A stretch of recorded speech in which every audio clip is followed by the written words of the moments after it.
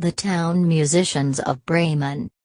A certain man had a donkey, which had carried the corn sacks to the mill loyally for many a long year, but his strength was going, and he was growing more and more unfit for work. His master began to wonder if it was worth his while by keeping this old donkey much longer. The donkey, seeing that no good wind was blowing, ran away and set out on the road to Bremen. There, he thought, I can surely be town musician. When he had walked some distance, he found a dog lying on the road, gasping like one who had run until he was tired. "What are you gasping so for, you big fellow?" asked the donkey.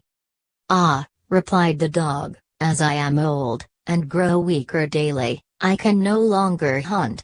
My master wanted to kill me, so I ran away, but now how am I to earn my bread?" "I'll tell you what," said the donkey, "I am going to Bremen, and shall be a town musician there. Come with me and work also as a musician. I will play the lute, and you shall beat the kettle drum." The dog agreed, and so on they went. Not before long they came to a cat, sitting on the path with a face like 3 rainy days. "Now then, old Fluff and Claus, what has gone so wrong with you?" asked the donkey. "Who can be merry when his neck is in danger?" answered the cat. "Because I am now getting old, my teeth are worn to stumps, and I prefer to sit by the fire and spin, rather than hunt about after mice. My mistress wanted to drown me, so I ran away. Now good advice is scarce. Where am I to go?" "Go with us to Bremen. You understand night music, so you can be a town musician." The cat thought well of it and decided to go with them. After this the 3 runaways came to a farmyard, where the cockerel was sitting upon the gate, cock-a-doodle-doing with all his might. "Your cock-a-doodle-doo goes through and through my skull," said the donkey.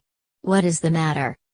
"Guests are coming on Sunday and the housewife has no pity," said the cockerel, "and has told the cook that she intends to eat me in the soup tomorrow, and this evening I am to have my head cut off. Now I am cock-a-doodle-doing at full pitch while I can." "Ah, you red-headed bird," said the donkey, "you had better come away with us. We are going to Bremen, you can find something better than death everywhere. You have a good voice, and if we make music together it must have some quality." The cockerel agreed to this plan, and all 4 went on together. They could not, however, reach the city of Bremen in one day, and in the evening they came to a forest where they meant to pass the night.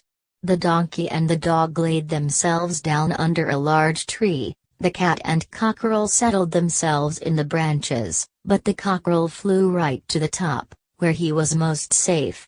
Before he went to sleep, he called out to his companions that there must be a house not far off, for he saw a light.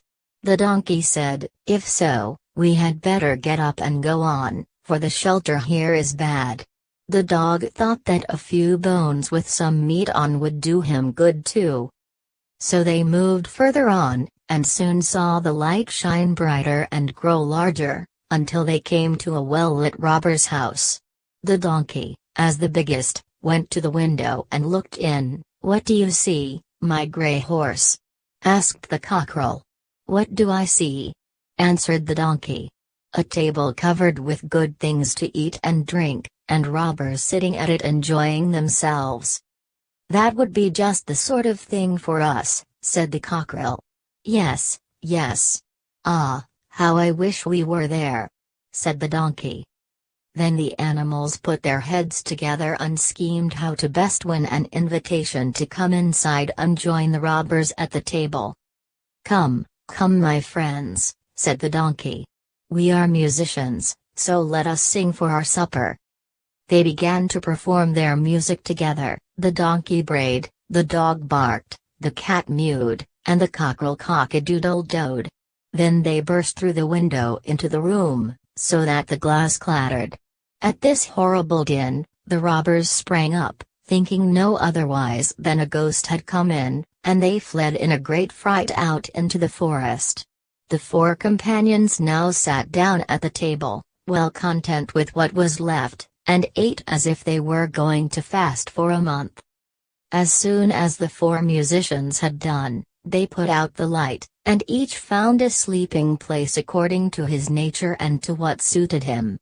The donkey laid himself down upon some straw in the yard, the dog behind the door, the cat upon the hearth near the warm ashes, and the cockerel perched himself upon a beam of the roof, and being tired from their long walk, they soon went to sleep.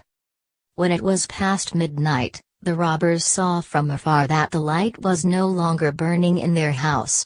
Appearing quiet, the captain said, "We ought not to have let ourselves be frightened out of our wits," and ordered one of them to go and examine the house.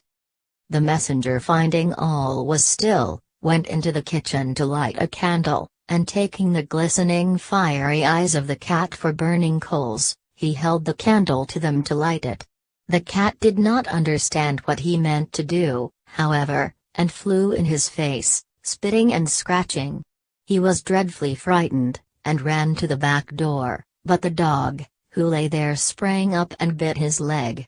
As he ran across the yard by the straw heap, the donkey gave him a smart kick with its hind foot.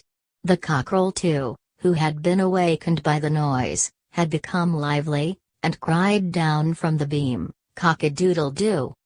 Then the robber ran back as fast as he could to his captain and said, "Ah, there is a horrible witch sitting in the house, who spat on me and scratched my face with her long claws, and by the door stands a man with a knife who stabbed me in the leg. And in the yard there lies a black monster who beat me with a wooden club.